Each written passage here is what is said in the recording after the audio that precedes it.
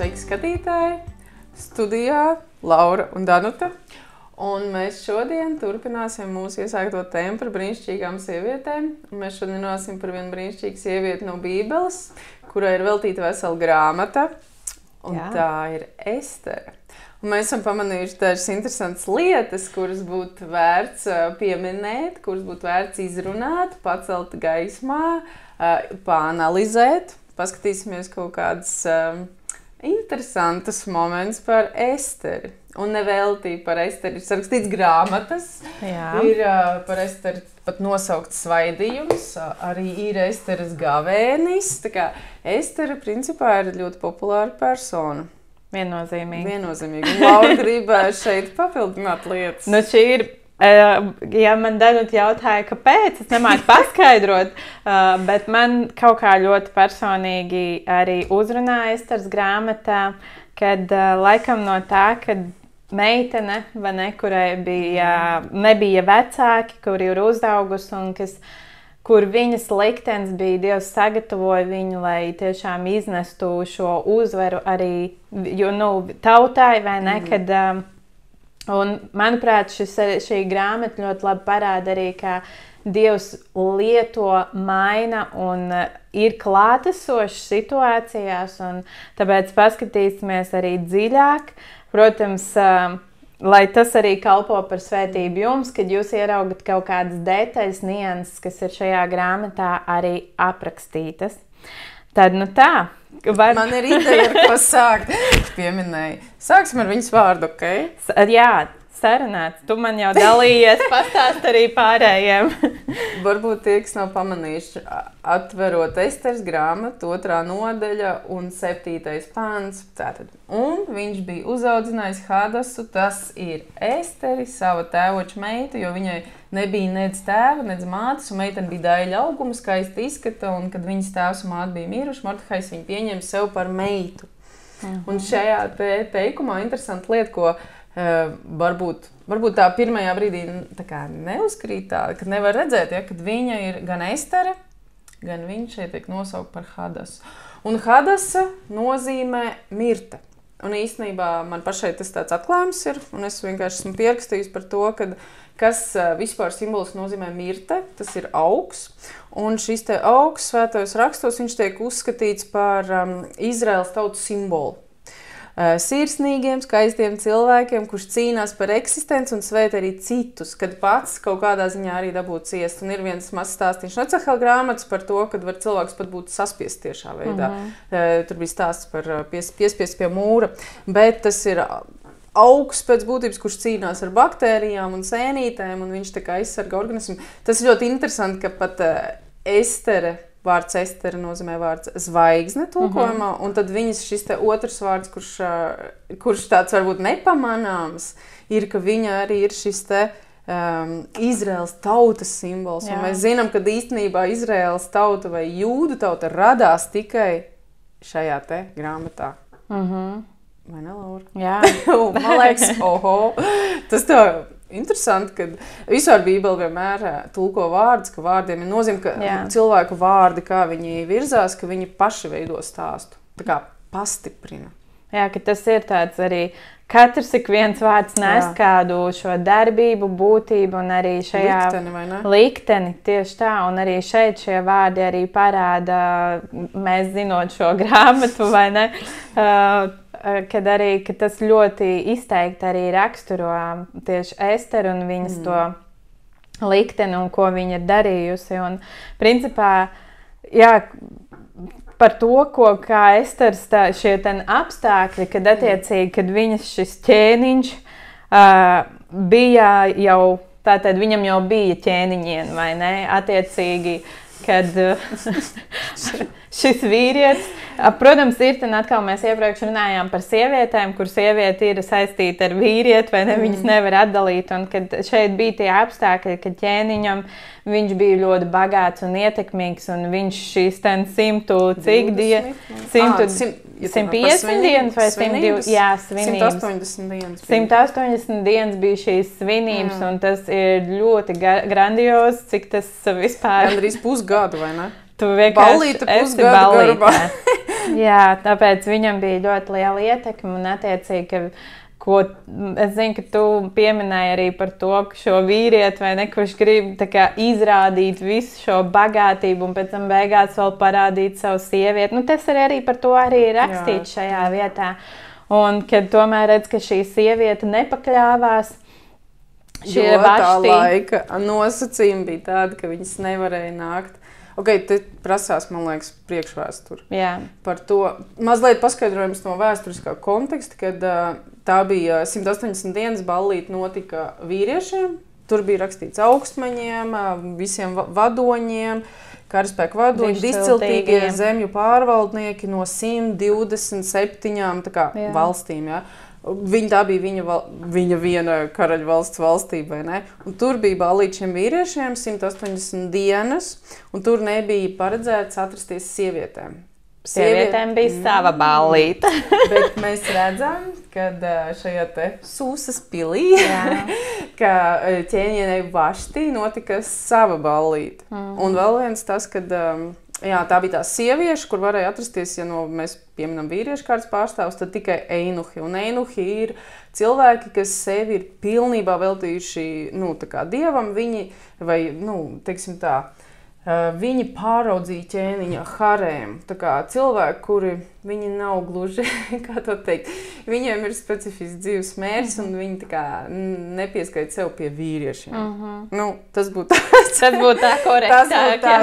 Un tāpēc bija tajā laikā šis te likums, kad sieviete nedrīkst atrasties pie vīriešiem un kad viņas ķēniņš Ahasvers, viņš izsauca, lai atnesta tiek šī ķēniņiene, atnesta, kā kurā tur no Bībeles tulkojumiem, tad viņi tā kā ievērojot šos te stingros, senos austrumu sabiedrības dzimumu un nošķirtības prasības, viņi principā ievēroja nosacījumus. Un viņi pateica, ka viņa neieradīsies pie ierēbušiem vīriešiem, kuri ir svinējuši 180 dienas un vēl plus 7 dienas, kad bija visā galmā.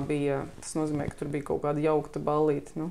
Un, attiecīgi, šī Vaštī nepadevās šiem ķēniņa likumam un pēc tam personiskajam sanāk, jo viņa principā ievēroja globālos tos viņu seno austrumu sabiedrības nosacījumus, kad neierasties. Viņi pēc būtības nepārkāpa noteikumus. Tas ir... Es par to cīnos, ka viņi īstenībā ievēroja noteikumus. Jā, bet attiecīgi šis lēmums, kur viņi tomēr nenāca, lai neparādītu vai nesaus to skaistumu, jo viņa arī bija skaista. Redz, ja kāds uzzinās vai ne, ka šī ķēniņiene nepakļāvās. Un attiecīgi, kad attiecīgi viņa pēc tam tika padzīta. Un tā situācija bija tāda, kad mēs gribam vērst uzmanību arī, kad ķēniņš jau nebija tā, ka viņš uzreiz izvēlējās sūtiet man jaunas sievas, bet kad viņš attiecīgi tikai pēc 4 gadiem sāk domāt par to, ka viņam ir vajadzīga jauna ķēniņiene, un pēc tam, kad tiek atkal šis lēmums, kur ķēniņš paklausīja, es lasīju, ka viņš bija šo kaut kādu to padoto, ka viņš bijis tā kā astrologs vai kaut kāds tāds. Tajā laikā tas bija populāri. Jā, šo elgdievības un viss šīs, ka viņš paklausīja un attiecīgi deva šo rīkojumu izsūtīt un savākt pašas daļākās jaunavas vai ne sievietes. Tātad, pēc tam, kad attiecīgi 2. nodaļa 1. pants, pēc šiem notikumiem, kad ķēniņa Ahasvera dusmas bija rimušās, viņš atcerējās Vašti un to, ko viņa bija darījusi un kas bija lēmts pret viņu. Tad galvenieki, kas viņu apkalpoja, sacīja, ir jāsameklē ķēniņam jaunas meitenes, ir īpaši daidas izskata jaunavas. Un tad jau attiecīgi Sūsas pilī tika aicināts šīs vairākas sievietes, un viena arī bija no šīm Esterēm, ko uzaudzināja Morduhais. Un šis stāsts jau turpinās par to, kā viņi tiek sagatavoti atkal. Un šis sagatavošanās process, ir tāda detaļa arī par to, kad 2. nodaļas 9. pantā ir rakstīts par to, ka jaunā meitene patika viņam un ieguva labvēlību šim ķēniņa šim palīgam. Un kad viņš pasteidzās piešķirt viņai visiedarbīgākos skaistuma kopšanas līdzekļus un piemērotu uzturu, nodeva viņas rīcībā 7 pašas labākās no viņas ķēniņa pils kalmonēm, un šīs lietas, kur Esterei tiek dotas dažādi labumi, un viņa tā teikt ir pavirzīta par priekšu, un kad es lasīju par šo tēmu, ka tas ir īpaši tāds labvēlības gars, kas bija pār viņu, lai viņai, kad ir šī dieva klātbūtne, kur viņai palīdz atkal sasniegt kādus šos dievišķos mērķus atkal, lai viņai tiktu piešķirti visi šie gan līdzekļi, gan uzturs, gan redz kalpones, gan namā arī šī labākā vieta. Un tas bija nepieciešams, lai atkal viņi izcīnītu šo karalisko statusu, un kas norāda, kad ir šī svētība arī par viņu, un ka viņai ir šī ietekme. Un man, kad es lasīju šo grāmatu, man ļoti patīk redzēt, ka šis sagatavošanās process ir 12 mēneši, un kad arī šeit mēs tā garīgi dzīvē varam paskatīties, kad bieži vien notiek šī sagatavošanās, kad Dievs aicina, viņš vispirms tevi sagatavo un tad ieved tev šajā uzdevumā, misijā, Dieva mērķī, ko viņš ir tev paredzējis, un tāpēc ir lietas, ko mums nevajag arī garīgi sasteigt, jo ten ir tas, kad viņa ir ieguvusi labvēlību, un šajā 12. pantā atkal ir rakstīts, ka skaistuma pilnvērtīga izkopšana, cik īstenībā svarīgi mums sievietēm ir arī izkopt savu skaistumu, vai ne? Tas ne tikai ir fiziski ārēji, bet arī dvēseliski sakārtot kādas lietas, rūpēties, jo viņa bija bez vecākiem, vai ne? Viņa auga kopā ar savu brālēnu, kas rūpējās un gādāja, un mēs varbūt nepaskatāmies tās lietas, kas bijušas agrākas, kādas viņai ir šī pagātne vai sāpes, rūgtums, vai ne, kas viņas atkal ir veidojis, un ka no tām lietām viņai arī vajadzēja atbrīvoties, jo reizēm tās rūgtums tā ir kā tāda nepiepildīta atriebība vai kaut kādas tādas nianses, kas ir... Tu jau aizgāji? Jā, tas var būt dažādas lietas iekšēji. Psiholoģiska sagatavošana, morāla vai ne, uzvedība, runa. Jā. Tas jau viss tā kā, nevar būt par ķēniņiem, ja tu esi, teiksim tā, pilna ar kaut kādām... Rūgtuma, sāpēm, nepiedošanu, vai ne, un tas ir, jo tā pilnīga skaistuma izkopšana atkal veda tālāk uz to, kad Estere bija atradusi labvēlību ikvienā acīs. Un tu esi patīkams, ne cilvēks sabiedrībā, ja tu esi atkal strādājis ar savu raksturu, ar savu iekšienu, un ka tu domā, ko tu runā atkal, vai ne? Domā, ko tu runā. Tā var domāt. Domā, ko tu runā. Un tāpēc viņai vēlāk, kad ir šī izkopšana, nes rezultātu tam arī, kā viņa rīkojās ar prātu un drosmi, tā kā nezaudējot pašcieņu, panākt atkal šos svarīgos lēmumus, kas ir pēc tam atkal tālāk aprakstīti šajā grāmatā. Tev varbūt ir vēl kaut kas piebilstams par to izkopšanas procesu, par šo sagatavošanu un tām lietām. Man vienkārši liekas, ka tas ir tas transformācijas periods. Tāpēc, kad cilvēks, kurš meitene, kur dzīvoja tajā laikā, kur ir savs klimats, kur ir āda un viss, kad tas tev... Un arī, ka viņa kaut kādā ziņā droši vien dzīvoja tur, kur maz cilvēku, kur cita veida komunikācija. Apstākļi. Jā, kad ir vajadzīgas arī drēbes tajā laikā. Mēs pagājušā reizē runājām par to no Salmana pamācībām par to sievieti, 31. nodaļa, kur arī ir par to, kad ir 2 kārtas apģērbs. Tajā laikā, tas ir plus mīnus tas laiks, kad nebija daudz apģērbu mājās. Tā kā mums ir kapsula garderobe, mēs saģērbamies, un ko mēs šodien vilksim, man tur tas, un es tur saskaņoju šodien, man noskaņojums tur tādas acu krāsas, tāds, un es pieskaņoju drēbēm acu krāsas. Tajā laikā, lai cilvēkam būtu vairākas kārtas drēbes, parastam cilvēkam, nebija. Tur viņiem nebija tāda garderoba.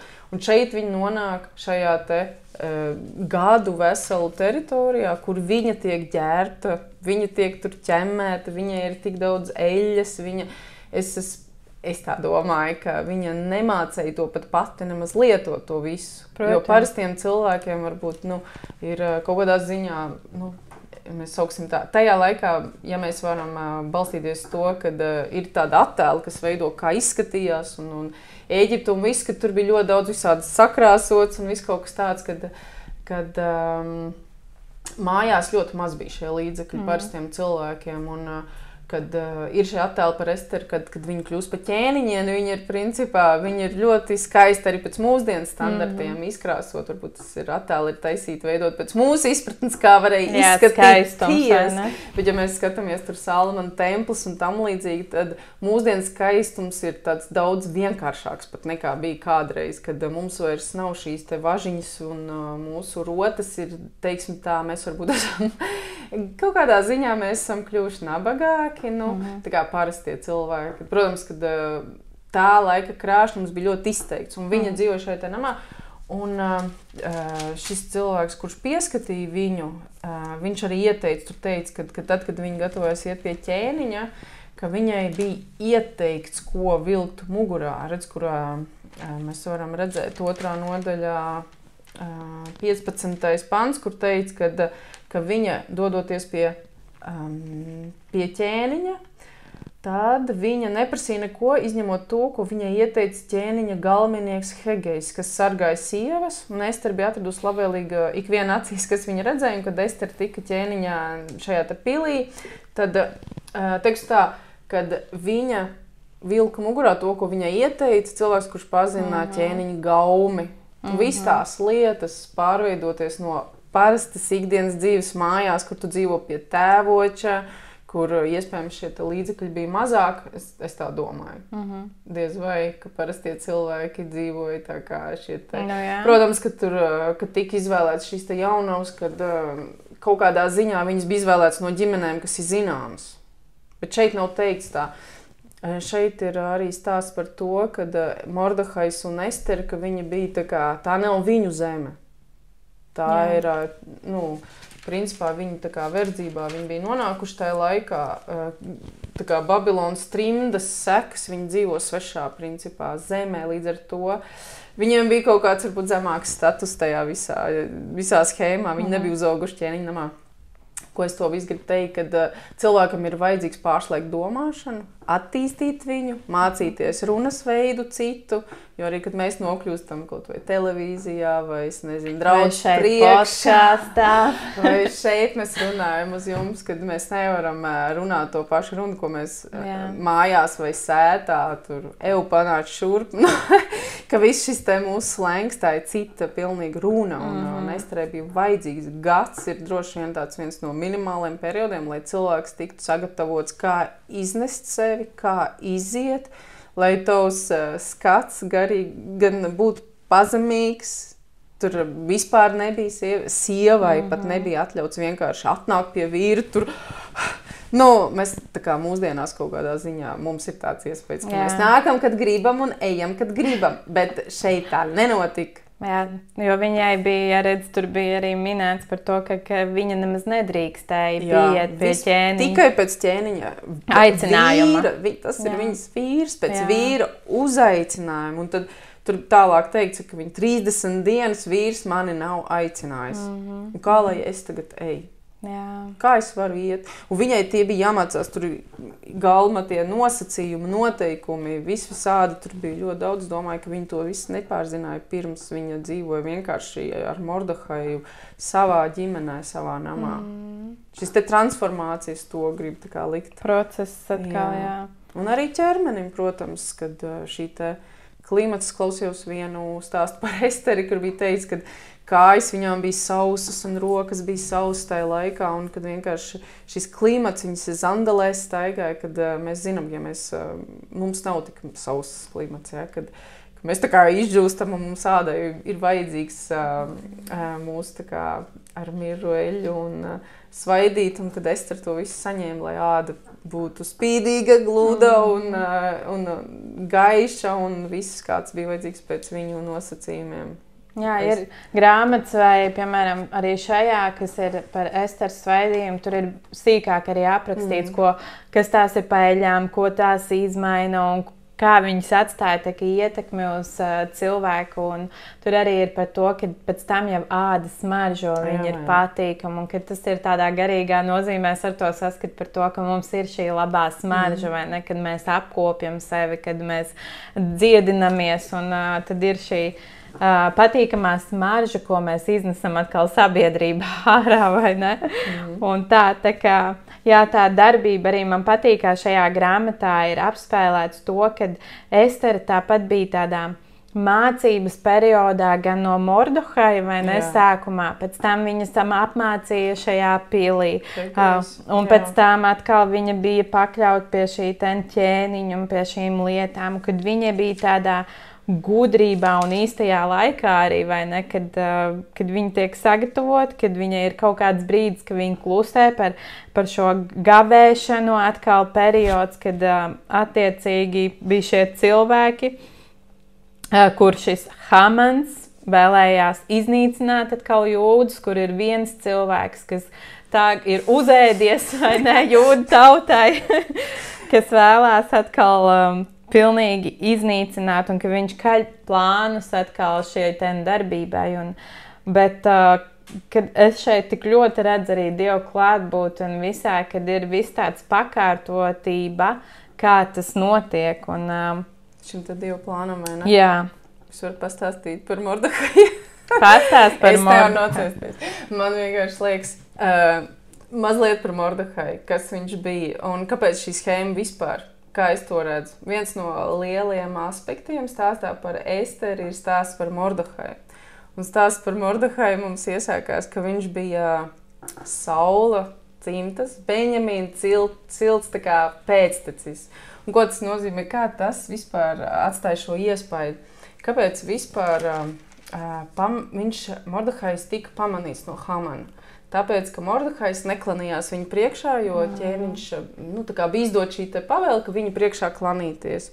Un pat pašā, tur tālāk stāstā, kad jau kaut kā mazliet jau emocijas vēl sakāpinās, ka viņš pat nepiecēlās viņu priekšā. Un vēl tādā mazliet iedziļinoties tālāk senākā, mazliet šeit paskaidrojumā, ka Benjamīna dzimta izrādās, ka tas ir pēdējais dēls Jēkabam, un ka viņi tā kā dzīvoja šis Benjamīns, viņš piedzima Jēkaba ģimenē, kur jau vispār viņš nedzīvoja pēc tādiem likumiem, kā bija iepriekšējās. Un es kaut kur lasīju to, ka Benjamīnieši viņi vispār neklanījās nevienu cilvēku priekšā. Viņi vispār, tas viņiem nebija raksturīgs, jo viņš bija uzaudzis šajā atjaunotās domāšanas jau Jēkaba Izraēla ģimenē, ka uz viņu neatiecās nekas, viņš bija mazais Benjamīns. Un visi šie pēcteči šito iznes to cauri. Un kur mums savienojas šis stāsts ar Hamanu par to, ka Hamans teica, man patīk šī doma par vienu cilvēku. Cik īstenībā Esteres stāsts ir stāsts par vienu cilvēku. Par vairākiem cilvēkiem. Jā, vai ne, kad Estere bija viena, kura viņa bija šajā schēmā ielikt, kur bija šis atslēgas moments uz šaha galdiņa, kas izspēlēja to savu lomu šajā kopējā schēmā. Un kopējo schēmu veido Mordehajs un Hamans, un pastīsimies par to Hamanu. Es gribu vienkārši pateikt par to, ka viņš bija amalekiešu ķēniņa Agaga pēctecis. Un ko tas nozīmē? Tas nozīmē to, ka viņš nāk no tās cilts, ko Sauls neiznīcināja. Un redz, kā sanāk, ka Saulam bija noteikts, ka Dievs viņam teica nogalina amalekiešus un arī visus viņu ganāmos pulkus un visu tātad. Un mēs varam to redzēt 1. Samuela grāmata 15. nodaļā, kur 7. pantā teica, ka Sauls sakāva amalekiešus, bet viņš pilnīgi iznīcināja it kā visu, ja? Bet 9. pantā teica, ka Sauls un karotājs audzēja Agagu un labākos sīklops un lielops un nobarotos auns un itin visu, kas bija labs un tos negribēja iznīcināt. Un mēs varam redzēt vienkārši, kā pēc vairākām paudzēm šis te Agaga, ko viņš atstāja ķēniņš, viņa pēc tam pēctecis ir šis te Hamans. Un sanāk, kad Saula viens nepareizs lēmums, nepaklausība noved pie tā, ka mēs nonākam līdz Esteras grāmatai, kur šis iznāk ārā, šis te Agaga pēctecis, šis te Hamans, un viņš grib iznīcināt tā kā dieva tautu. Tā kā Dievs sākumā pateica, nogalina viņus, un tika atstāts kāds. Un pēc tam viņš iznāca ārā pēc vairākām paudzēm un gribēja viņus visus iznīcināt. Tur it kā mums no vienas puses ir neizprotams, kāpēc viens cilvēks ienīsta veselu tautu, viņš gribēja iznīcināt jūdus. Ka patiesībā stāsts ir pavisam, tā kā ir daudz dziļāks un aizved mūs pat līdz Saulam. Un tad šim te, vai ne, kad Mordehais, ka viņš pats ir tas Saula pēctecis, ka viņam ir jāiznīcina, jāpabeidz, šī lieta ir jāpabeidz. Un tāda izveidojas šī te situācija, kur it kā liekas tur ballītē un it kā nekāds sakars, bet mums parādās viens cilvēks, vēl viens, kur sastopās šie dieva zīmējums kopā. Un Mordehais vienkārši sanāk, ka Hamans iekat Mordehais sirdī kā ļoti tracinošs, kaitinošs cilvēks, kurš neatzina viņu, un tāpēc viņš nonāca tam, kad gribēja iznīcināt visu. Un pēdējais moments, ko es gribu piebilst par to, kad Esteri viņa bija tik paklausīga Mordehaim, ka viņa pat neatklāja, ka viņa arī ir jūdieti. Jā, viņai jau arī teica, lai neatklāja. Līdz brīdim, vai ne? Un tas ir interesants Esteras svaidījumam par to, kad būt īstajā vietā un īstajā brīdī un gaidīt reizēm, redz, kur man arī sākumā bija tas iespējas, kad ir šī ķēniņa ballīte, Vaštī neatnāk, viss. Pēc nedēļas mēs esam sarakstījuši vēstules, viss, viņas tiek izsūtītas 127, pēc nedēļas jau, pēc 2 nedēļām jau meitenes ir atvestas, un tagad, viss, un tagad, gads paiet, tagad Esteri izraugam, varēja būt gads paiet. Nē, izrādās, ka kopumā tie pagāja 5 gadi. Jā, ka tas ir laika periods. Tas ir laiks, un viņi vienkārši gaidīja. Wow. Bet arī par to, ko tu minēji, kad es gribētu laikam izcelt par to, kad Dievs mūs dzimtās arī. Viņš redz kādas situācijas, ko ir, piemēram, ietekmējuši kādi dzimtas locekļi, izdarījuši nepareizas lietas, vai ne, ko mēs pat neapzināmies, kad ir reizēm dzimtas lāsti vai nepareizas rīcības, kas ietekmē atkal dzimtas uz priekšu.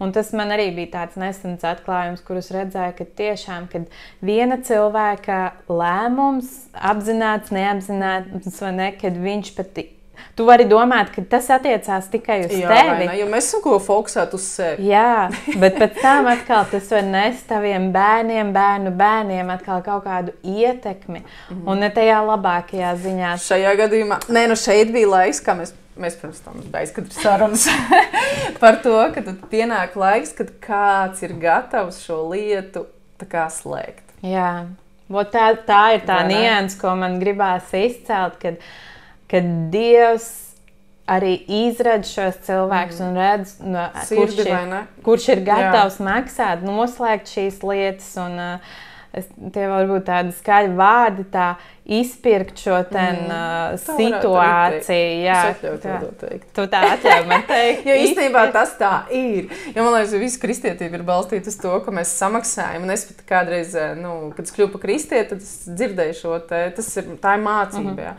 Par to, ka mēs varam izpirkt savu senču lietas. Tiešā un pārnestā nozīmē. Jo mūsu upuris, mūsu ziedošanās pārklāja to, ka kāds negribēja ziedoties. No mums tas prasa gan finanses, gan visu kaut ko, tas no mums prasa sirdi un laiku. Un, ja šodien var sēdēt šeit, tad es neesmu darbā šodien. Piedod man darba vieta. Es maksāju savu...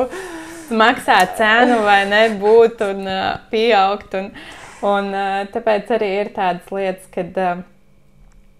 Gribēju ļoti vienu labu domu teikt, bet izskrēja, kamēr būs viņa. Par to, ka mēs maksājam un ka viens cilvēks pienāk šis brīdis, ka mēs esam gatavi. Jā, Tieši tā, un atcerējot, ko es gribēju teikt par to, ka reizēm ir cilvēkam šķiet, ka ar Jēzu upuri ir viss samaksāts, vai ne?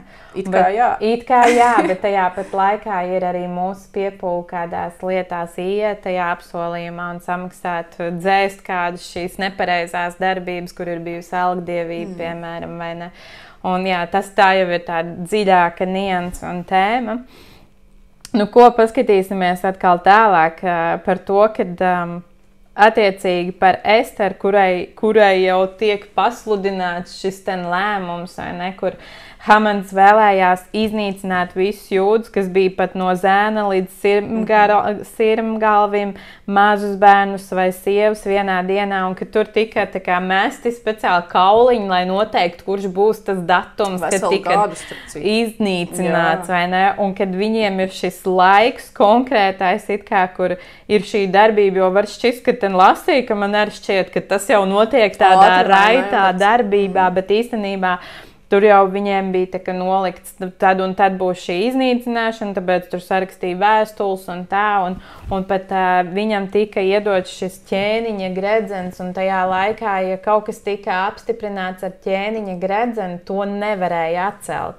Tātad tam bija jānotiek, tā teikt, tas ir punkts un viss, ka tā ir jābūt, bet pēc tam pieskarsimies vēl šai tēmai. Tur ir viena nianse, un attiecīgi, protams, kad Esterei nonāk šī ziņa par šiem apstākļiem, situācija, kāda ir plānā, un atkal, kad viņa saprot, un man ļoti patīk, kā šeit ir rakstīts 4.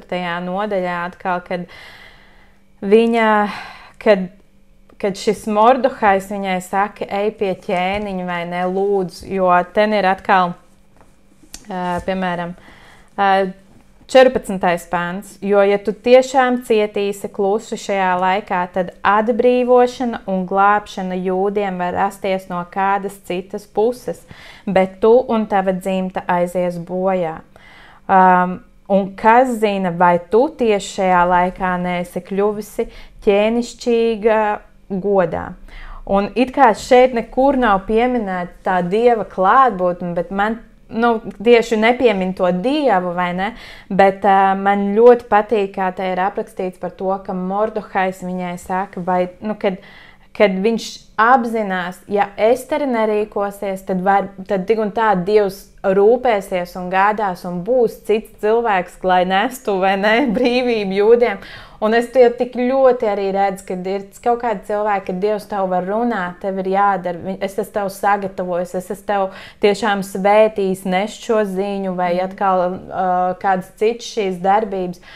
Un, ja cilvēks tomēr palaiž garām, es neuzskatu, ka viss Dievs, tur ir bezmazai viss nokavēts Dievam tāpat, ja viņš grib īstenot atbrīvošanu, kad Dievs tāpat atradīs cilvēku, vai kas ies... neveiksmīgiem gadījumiem nav rakstīts? Tas kādreiz par to domājis, ka ir uzrakstīti tikai veiksmīgie gadījumi, jā. Bet vairāk lasot un iepazīstot Dievu, es to sapratus, kad vienkārši es zinu, kad ir kādi cilvēki, kas reizēm pārdzīvo, man Dievs runāja, padalies evaņģēlijā vai ne, un es to nokavēju. Kļūdas tik un tā mums ir. Kļūdas ir aprakstīts par to. Ir, protams, arī sekas, bet es ticu, ja Dievs grib, tad viņš rada ceļus un iespējas, kā atkal īstenot savus darbus, un tiešām viņa vārds nepaliek tukšā. Un kad bija Mordohajam, ka šī ticība un pārliecība, ka nāks pat kāda cita šī glābšana, pat ja Estere atkal atteiksies un ka viņš vērš it kā šo uzmanību, tu esi aicināta, tu esi īstajā vietā, tu esi ķēniņa pilī, tev ir iespēja, vai ne, rīkoties, un kad atkal Estere apdomā un atkal lēnprātībā izdara izvēlu šo gavēt, jo viņa atkal tā ir kā ticība, vai ne, tāda, es izlemju, ja es iešu bojā, tad es aiziešu bojā, bet viņai ir šī īstajā vietā, tas konkrētais laiks, ka viņa izdara šo tātad pazemību atkal Dievu priekšā, ka viņa gavē, viņas tur kalpones atkal gavēja, un kad tāda drosme rīkoties un spēt šo spolu. Parādījās. Jo saprot, nav izvēle, jo principā viņš jau arī saka, tu domā, ka tu ķēniņa pilī noslēpsties. Šī doma, es reāli skatos to teikumu, kad Mordehais saka, neiedomājies sevī, ka tu ķēniņa pilī izglābsies drošāk nekā visi pārējie jūdi. Patiesībā, es mēģināju tagad atcerēties, vienkārši ieraudzīju šo teikumu par to, kad ir šīs te rakstvietas nesen lasīju par to, kad žēl, ka es man vienkārši tagad ienāca prātā, man ir kaut kur atzīmēts, bet es neesmu pārliecināta, ka atradīšu. Kad ir rakstvietas par to, kur teica, ka ja Daniels, piemēram, vai viņa draugi būtu ar tevi blakus, un ja tu tur būtu, kāpēc tu domā, ka tu izglābtos? Nu tā kā, kad Dieva vārds pasaka, ka Dievam ir savs nolikums. Kad nedomā, ka tevi izglābs, piemēram, Noā ticība vai Daniels, un viņš dažās rakstvietas piemin šo te piemin konkrēts cilvēks, kas mums ir ticības varoņi, ja, mums ģenerāļi, bet nedomā, ka tu varētu izdzīvot ar citu cilvēku ticību. Nu, varbūt, kad kādā ziņā tas tā nesavalkās kopā. Vienkārši, kad nevienmēr mēs varam balstīt uz kaut kādu citu, uz citiem cilvēkiem. Kad mums ir īstenībā pašiem savs, jo Dievs, mēs zinām, kad ir arī tāda paruna, kad Dievam nav, nu, tā kā mazbērnu vai kaut kas tam līdzīgs, ja, kad mēs varam mūsu katra ticība pašam tiks izvērtēta. Kad Dievs ar mums viens pret viens būs. Kad nav tā, ka man omīt lūdza un tad viss kārtībā. Un kur mēs cenšamies tā kā uz otru novelt vai kaut kā. Bet viņi jau tur darīja un to. Man omīt lūdza un tad es būšu glābts. Reku Ecehela grāmatā 14. nodaļā tas ir satrat. Un, piemēram, 16. pants, kur teikts, un šie 3 vīri tomēr atrastos tai zemē, tik tiešām, ka es dzīvoju, saka Dievs, tas kungs, tie neizglābtu, ne dēlus, ne meitas, tie izglābtos tikai paši, bet zeme palika par tūkstnesi. Un tālāk 18. un tie 3 vīri atrastos viņu vidū, tik tiešām, ka es dzīvoju, saka tas kungs, tie neizglābt, ne dēls, ne meitas. Vienkārši interesanti, kad patiesībā Dievs uzliek šo te svaidījumu, uz konkrētiem cilvēkiem. Viņš ir novērtē cilvēkus, cilvēku sirdi, un viņš zina, un viņam ir tomēr savs scenārijs, viņam ir suverēnā grība. Nu, ko mums cilvēkiem ļoti grūti saprast ir, ka mums vienmēr liekas tā, kad tu Dievs taču rīkojies šādi, un vienmēr Dievs izdara kaut ko tādu, kas nekad nav noticis, jo tāpēc, ka tā ir viņa grība, un viņš izrauga cilvēkus pats pēc saviem nosacījumiem, pēc sava plāna. Un šeit es domāju, ka mēs varam piekrist, ka Dieva plāns ir, tas ir tā kā, vajag reizēm gaidīt 1000 gadus, ja?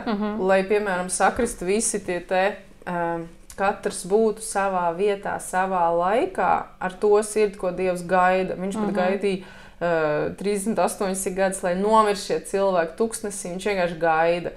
Mums nesaprast, mēs dzīvojam tālāk, mums ir savas ikdienas problēmas, mums ir tur visādi pirkumi, miršanas, visādas darīšanas, bet Dievs zina, viņam ir sava lieta, un pat man īstenībā patiesībā šīs te rakstvietas varbūt var likties, ka tas nav kontekstā, ja? Bet ka tā doma no Ecehela grāmatas, kad Dievs vienkārši parāda savu suverēno gribu. Viņš izvēlējās Esteri, viņš novērtēja, ka saule šis te nepaveiktais darbs ir jāpabeidz tieši šajā laikā.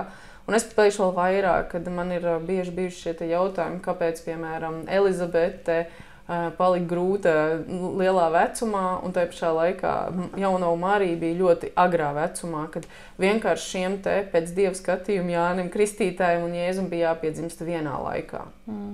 Un iespējams, ka Dievs bija ielicis Elizabetei šo gaidīšanas laiku.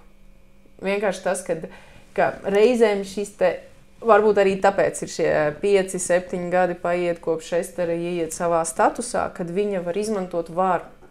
Jo, kā mēs runājam iepriekšējā ierakstā par to, kad šeit nav stāsts par Esteri tikai. Jā. Šeit ir stāsts par šajā te visā grāmatā rodas jūdu tauta kā tāda, viņa tiek noformulējās caur šo te cīņu, rodās tauta. Tautas tā kā kodols, tautas dvēseli, vai kā to var nosaukt, rodas vesela tauta, kad viņi apzinās, izgājusi cauri šiem te visiem procesiem, verdzībai, trimdai, un tad rodās šis te kā tauta, un ka vienkārši ir pienācis šis laiks. Dievam ir savs laiks, ka tas nenotika spontāni, tas nebija nejauši, tas nebija kaut kāda pārpratuma pēc. tas pat iespējams, ka es pieļauju domu, ka Ester šis gads sagatavošanās laiks, ka tas viss norisinās speciāli, lai viss būtu savā laikā. Es arī tam pilnīgi ticu. Es arī pilnīgi tam ticu, jo ir šī sagatavošanās, lai atkal būtu tā pilnvērtīga apziņa par to, kas viņa ir un kāda vara viņai jau ir, vai ne? Tā kā, kurā apstākļos viņa ir, kurā vietā un kāds ir viņai šīs iespējas, šī pieeja pie ķēniņa, vai ne, attiecīgi.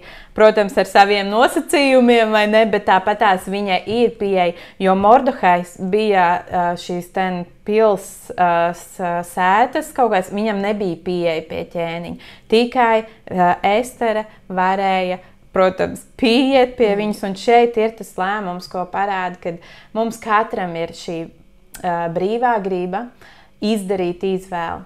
Vai tur, kur mēs saskatām, mums ir šī iespēja dot, bet vai mēs skatāmies no bailēm, no pozīcijas, es nevarēšu vai nē, vai ko, bet tad, kad mēs izdarām izvēli un ka mēs saprotam, Dievs aicinājis mums īstajā vietā un izpildīt kādu šo upuri, vai ne, kas var maksāt mums dzīvību, piemēram, Esteres situācijā, ka viņa apzinās iet tajā, ka viņa ir ķēniņiene, viņa nebija vara, vai ne tā, vai privilēģijas, bet tomēr viņa izdarīja šo izvēli kā sieviete, kā to, ka viņa var uzrunāt šo vīrieti, jo viņa ir viņa sieva. Un tas, kad Estere izdarīja šos tālākos soļus pēc viņa atkal uzģērba ķēniņienes tērpu, vai ne, viņa iet tajā identitātē, un viņa atrada labvēlību atkal ķēniņa acīs, kad viņš sēdēja šajā pilnas pagalmā, viņa piegāja pie viņa, un attiecīgi pēc tam viņš jau prasa, kāda ir tava vēlme, ko tu gribi, lai es izpildu. Viņa sirds bija reāli gatava, prasi man pusi, vai ne? Jā. Vismaz es tev došu. Šie tālākie soļi, ka viņa tādā gudrībā un īstajā laikā atkal aicināja ķēniņu, aicināja šo kungu Hamanu, kurš nemaz nenojauta, kādas ir viņas viņas nodoms, jā, kas viņa ir pēc statusa, tā teikt, pēc dzimtas, kā jūda, viņa ir no jūda tautas. Jā. Un attiecīgi šī tāda soļi, man šķiet arī tādā lēnprātībā viņa to visu darīja. Un kad soli pa solim jau šie apstākļi risinājās tā, kad viņa īstajā laikā pēc tam jau pa dienām, vai ne? Jā. Tik tā doma interesanti, kad Mordehajs uzvilc maisu, viņš nedrīkstēja pēc likuma ieiet iekšā vispār ķēniņa pilī, viņš sēž tur, tā pašā laikā Hamans uzceļ viņam karātavs. Un tad nejauši ķēniņš naktī nevar aizmigt. Jā, vai ne? Nejauši, un viņš lasa šo galma grāmatas, kur ir rakstīti šie visi darbi, un tur viņš pēkšņi ierauga, kaut gan tas bija noticis cik gadus atpakaļ. Jā. Vairākus gadus atpakaļ, vai nu viņiem maz tur kas labs notikās.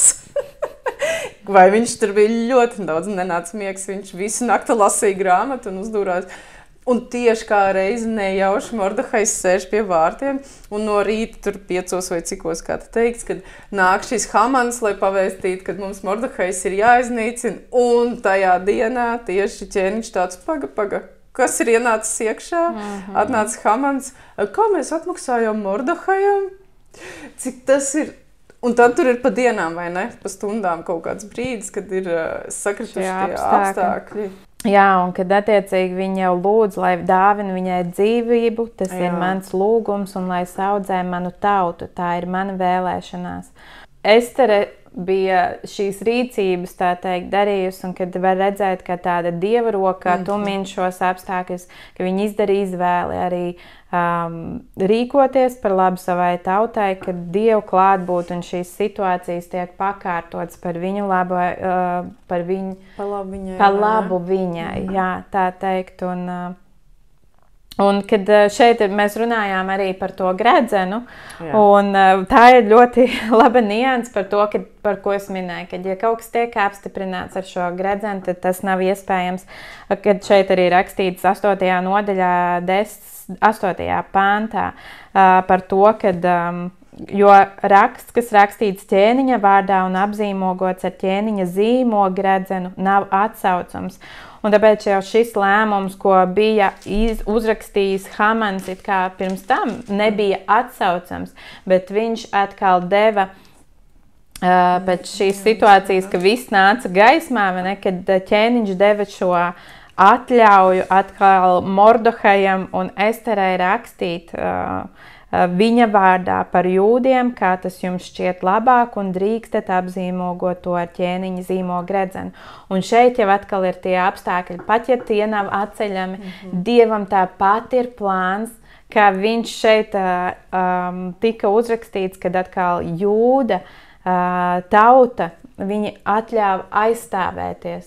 It kā pret tiem, kas viņus mēģinās nogalināt, vai ne, un kad aizstāvēt pašiem savu dzīvību, un ka tas tā parāda atkal, ka Dievam vienmēr ir risinājums, pat ja mums šķiet kāda bezcerīga situācija skatīties vairāk, atkal. Tas tā kā otrā iespēja, ja bija Izraels šis te ķēniņš Sauls, kas netika galā, tad pēc laikiem tiek dot iespēja tautai vienkārši uzvarēt. Un tā kā patiesībā te ir kaut kā interesanti teikts 9.1, kur teica, kad ienaidnieki cerēja viņus pievārēt, bet kas izveidojās tā, ka jūdi paši pievārēja savus nīdējus. Vai ne, ka tu vari tā kā atmaksāt, tā kā izdarīt šo lietu oficiāli līdz galam, nevis, ka šeit būtu ka viens cilvēks tā kā bet viens cilvēks atraisīja to iespēju. Šo iespēju daudziem, ka viņi varēja to savu globālo kas bija tā kā tautas kaut kādā ziņā tas jau bija, kad Sauls jau necīnījās viens, viņš jau gāja ar saviem kareiviem, un kad pēc būtības, tas reizēm nospēlēja kopā, ka šeit arī visai tautai bija iespēja pabeigt savu karu. Tā kā noslēgt šo lietu līdz galam. Un apliecināt, redz, un ten arī ir par to, kad jau beigās, kad nāca vai ne šīs gavels un priecējās no jūdiem, tiem bija pienākušas laimes, prieka, līksmības un goda pilnas dienas, un ka pēc tam ir atkal šīm dažādām tautām un zemēm bijība pret jūdiem. Bet redz, man liekas smieklīgi. 8 un 17. tur teikt, ka daudzi no iezemiešiem uzdevās par jūdiem, jo viņiem bija uznākušas bailes no jūdiem. Tas liekas tāds...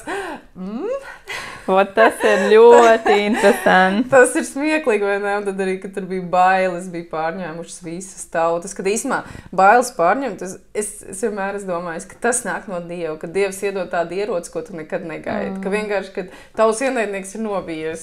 Jā. Kā tu varēji to ietekmēt? Šajā gadījumā nekā tas bija reāli, jo es uzskatu, ka tā ir Dieva roka, kas tā kā izklāja šīs te bailes. Tas ir viņa viens no ieročiem, ir Dieva, kad viņš izsūta to te baiļu gāru, vai ne? Viennozīmīgi. Jā, viennozīmīgi. Un tas man ļoti patīk vispār šajā stāstā redzēt, kad no visas tām vilšanās, ko piedzīvoja tauta un apspiešana kādā brīdī, vai ne, ka pret viņiem gribēja pagriezties viss, ka tomēr Dievs atkal atnes tādu uzvaru un vēl lielāku tādu varenību par saviem bērniem un parāda, ka viss ir kārtībā, es esmu kontrolē. Un vēl papildus tam, kur tālāk, ja mēs ejam 9.15, kur tālāk, ir viena tāda nianses, kad vēl viņi pieprasa vēl dienas, lai viņi varētu tā kā cīnīties ar šo savu. Tas man liekas, to mēs atstājam, jā, bet tā doma par to, ka viņi neizstiep savu roku pēc laupījuma, un tas ir tieši pretēji, tā kā ir viena tāda doma par to, ka Mordehais ir tā kā Saula pretmets, tā kā viņš tā kā negatīvais, viņš tā kā labais. Un kad viņš izdarīja pretēji šīs lietas, ka Sauls bija tas, kurš šo laupījumu īsumā laupījuma dēļ tās bija šīs lamats, un šeit atkal Mordehais izdara to, ka pēc visa tā, ka viņa nogalināja tur 75,000 cilvēku. Viņa nepaņēma pilnīgi, neizstiep savu roku vispār ne pēc mazākā laupījuma. Kad tieši viņa tā kā izlīdzinot šo lietu, viņa izdara tieši pretēji šo te kļūdu, kas bija no seniem laikiem, viņi to vispār vienkārši pilnīgi tīrs šajā jautājumā, ka šeit tā nenotiks. Vai ne? Tas ir labs piemērs, jo es arī, kad lasīju tāds, kāpēc tur tieši pieminēts? Vairākas reizes vēl pēc tam rakstīts, un viņi neizstiep savu roku, vai ne? Jā, tieši tā. Tā kā redz, ļoti labi, ka tu atkal savelc kopā ar tām pagātnes lietām, ar sauli un ar tām kļūdām, kas tur tika izdarīts, un pamet to, kāpēc arī tas ir šeit. Esteras grāmatā parādīts. Un tā kā brīnišķīgi redzēt, kā Dievs atkal strādā un kad Dievs izmanto pat netaisnīgas situācijas, lai tomēr pagriezt par labu un īstenot savu dievišķo plānu. Vai ne? Šīs kļūdas un neveiksmīgās, ka Dievs vienmēr dod iespēju labot. Jā. Un pat vēl vairāk viņš tā kā pat radīja šo te tautas garu tādā veidā, ka viņi tā kā apvienojās, un kad ir šie te svētki, kas atzīmē Pūrīm, kas atzīmē tiek, lai līdz laiku beigām vispār, kad nedrīkst zust vispār starp viņu pēcnācējiem vēl joprojām mūsdienās. Izraēlieši viņi atzīmē šos te Pūrīm svētkus, tie viņam ir ļoti lieli un nozīmīgi svētki, vēl joprojām šodien, 2025. gadā tas tiek atzīmēts. Tas tā interesanti, ka no šīs te visas tādas it kā stāsta par vienu sievieti, vai ne, kad patiesībā tas rāda veselu tautu, un tad atgriežoties atpakaļ, savalkot par to, kad Esteras otrs vārds bija šī te mirte, Hadasa, ja mirte, vai ne, tulkojumā, ka tagad reāli tas tiek redzams labi, kad viņi tiek, tas augsts mirte tiek uzskatīts par Izraēlas tautas simbolu. Domāju, kā izejot cauri šim te stāstam, ka mēs varam redzēt, cik liela nozīme bija cilvēku vārdam, ka šis vārds nebija droši vien radies nejauši viņai ielikts, ka tas ieliek šo te visu to likteni viņas vārdā iekšā. Interesanti, vai ne? Viena grāmata, viena sieviete un šī te schēma. Un kāpēc mēs vispār pacēlam droši vien šo jautājumu par to, ka sievietes, es arvien vairāk pamanu to, ka sieviete un mūsdienu sieviete, ka mēs nevaram pastāvēt viens pašs, ka patiesībā Esteras šī te autoritāte, Esteras ķēnišķais gods un cieņa un šīs te, ka patiesībā viņas vārds varēja tā kā materializēties tikai pateicoties tam, ka viņa bija pakļautībā Mordehajam, viņa visu klausīja, ko viņa teica, principā paklausībā, šī te pazemība, ko Laura ar vairākas reizes sacīja. Pēc tam viņa klausīja šim te, kas bija harēmā pārstāvis, šis te pieskatītājs Hegejs. Arī viņa visu klausīja, viņa darīja, kā viņš ieteica, viņa pati neizrādīja kaut kādas savas personiskās, savas fantāzijas, neko ka viņa visu laiku pakļāvās noteikumiem, viņa pakļāvās, un ka tā bija tā platforma, ka mēs kā sievietes, mēs neiznesam tikai sevi, un ka mēs reizēm mēdzam iedomāties, ka mani sasniegumi būtu atkarīgi tikai no manis, ka patiesībā tas ir gan mūsu vecāku nopelns, tas ir mūsu ģimenes status nopelns, tas ir iespējams, mēs runājam, kad šie te ģenētiski iespējams, kad mēs varētu teikt šodien, kad es esmu piedzimis vienkārši ļoti svētītā ģimenē, un tā ir tā platforma, kāpēc es šodien varbūt, kad man liekas, ka es kā neprecēta viena sieviete esmu tik veiksmīga, pateicoties savām zināšanām un vēl kaut kam, bet īstenībā es domāju, ka tas viss mums nāk mūsu dzimtē, ka ja mēs papētītu 4, ja mēs varam tik daudz uzrakt, kad tas ir mūsu dzimtes devums un mantojums, kurā mēs ieejam, un mūsu veselais saprāts un mūsu domāšana ir viennozīmīgi atkarīgi no tā, ko mēs esam saņemši no saviem senčiem. Kad es šodien nerodos cilvēks, kurš piedzimst, viņš nerodās vienkārši ne no kā. Cilvēks nerodās sprādziena rezultātā, viņš rodas no tā, ka viņš nes ģenētisko materiālu no saviem vecākiem, un vecāki to saņem no saviem vecākiem, un mēs esam iesaistīti šajā te ģenētiskajā ķēdē, tāpat kā Estera, ka viņa nāk no šīs te jūdu dzimtas, un ka Mordehajs nāk no Beņamīna, un ka tās viss mēs esam ielikti sistēmā, ka mūs kā sievietes šīs te veiksmes stāsti patiesībā ir mūsu dzimtas stāsti, kad tie ir mūsu senču stāsti par to, kā mūsu senči ir pielūguši dievus un kādus dievus viņi ir pielūguši, un ka mēs, patiesībā tas ir mans tas fokus, es nezinu, vai tu, Laura, man piekrīt, ka mums šodien ir tā kā jāatgriežās tajā pilnībā. No vienas puses, tāpēc mēs esam nonākuši līdz secinājumam, ka mēs veidojam sieviešu konferenci, lai pacelt šīs tēmas par to, ka sievietei atgriezties pilnībā nozīmē atgriezties tajā kopumā un veselumā, no kurienes viņa ir nākus, ka tas nav tikai stāsts par vienu sievieti, par mums šodien, par manu karjeru, par manu izglītību, bet tas viss nāk, kā jūs iepriekš minēju, no atgriezties šeit dievišķajā, atzīt to, ka Dievs ir radījis mani, Dievs ir radījis manus vecākus, un Dievs radīja arī viņa vecākus. Un ka mums reizēm šis fokus nozūd kaut kur starp mūsu šīm te ikdienas lietām un mūsu ikdienas šodienas panākumiem. Kaut gan mūsu šodienas panākumi nav tā kā gluži tikai mūsu sasniegums, jo mēs neradāmies neatkarīgi. Mēs neesam neviens nākuši neatkarīgi. Un tāpēc es gribētu piebilst, lai katra sieviete apdomā, un arī pēc šīs grāmatas, vismaz es tā, mēs katrs skatāmies arī no savas puses, kad mēs esam aicināts, lai ietekmētu, lai, protams, iznestu Dievu plānu un redzējumu un būtu kā šī īstajā vietā, īstajā laikā un rīkotos pēc Dievu plānu, un kad apdomā, skaties, kādā situācijā tu esi šobrīd un kāds ir Dieva aicinājums tev un kādi ir tie talanti, dotības, ko Dievs tev ir dāvājis, un lai tu vari nest to atkal Dieva valstībā. Un mums ir vajadzīgi cilvēki apkārt, ir kādi padomdevēji, vai ne, vai atkal vīrs un sieva, kur Dievs jau ir ielicis no sākotnēji no pamata, kad ir vajadzīgi viens otram, vai ne, lai atkal atklātu un virzītos atkal kalpošanā. Tā kā izskatīt to, kādu ietekmi Dievs grib lietot tevi un sagatavoties, iet kaut vai arī šai skaistumkošanas procedūrai cauri. Es domāju, ka nekad nav par vēlu un ir vienmēr vairāk, kur augt un attīstīties un nodosties Dieva valstībai. Tā kā aicinam arī apdomāt, mīļās sievietes, par konferenci, kur būs īpašs laiks gan garīgai, fiziskai un dvēseliskai šādai kopšanai un atziņai par to, kas mēs esam radīti Dievā, ko Viņš mums ir dāvājis un kā mēs tiešām šādā bijībā un tajā virzīties uz priekšu, lai īstenot Dieva prātu. Tā kā aicinam piesakot, apskatīties sociālajos tīklos, informāciju par konferenci.